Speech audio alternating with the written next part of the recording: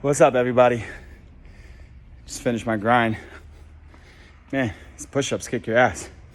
Anyway, I was just kind of finishing up and just had this thought process about failures and failing and quitting and victim and just all in that realm. And I just thought about how often I've failed, and even in some cases how many times I've quit in the past, not realizing that I quit. And let me put this here so I can turn off my Apple Watch here. And the conclusion I came to is, like, when you think of this idea of quitting, when you think of people that are successful, and I'm not talking about like business or monetary or possession things, but just successful meaning that they set out an idea to do something and then they make it happen and then they conquer it, then they reevaluate and they keep going. A lot of people that I know, especially people that coach me, and just folks that I've been around, excuse me, the ones that have achieved success, whatever that looks like for them, are individuals that, that failed often, but owned up to the failure, which in essence, allowed them to continue, to keep going. But it did something even more important. It prevented them from quitting. And, owning the failure prevented them from quitting. So I was just thinking about that. I'm like, man, owning your failures, prevents you from quitting, because like it just gives you another opportunity to get back up and go again, right? And I think of, in the profession that I'm in fitness and life coaching and things of that nature, is a lot of the folks that I've come across, the ones that have blamed everybody else for their lack of action, thinking that it's green on the other side, or that they could do it better themselves, or that they could do it themselves in general.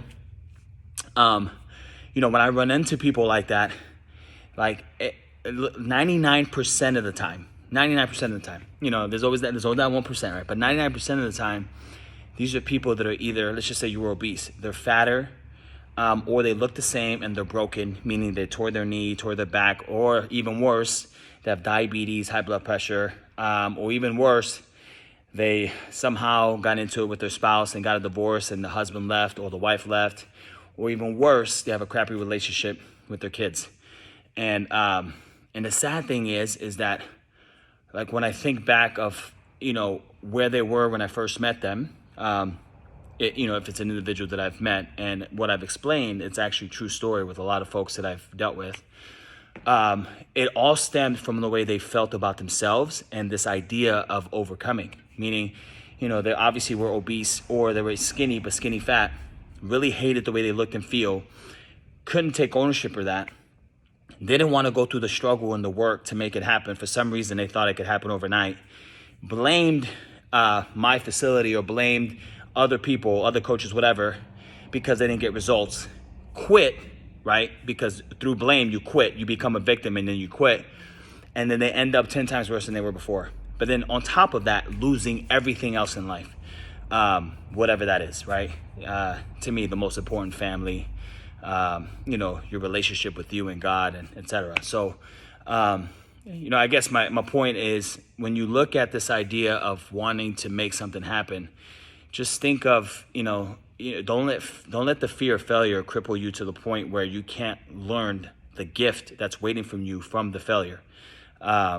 Because if you don't obtain that gift, the victim role will set in, and then you ultimately quit, and then it doesn't serve you or anybody else. So hopefully that's encouraging to you. It was in my mind, I was working on it, I just had to share it. Anyway, keep grinding, keep doing your thing, and more importantly, live in gratitude. Love you. Peace.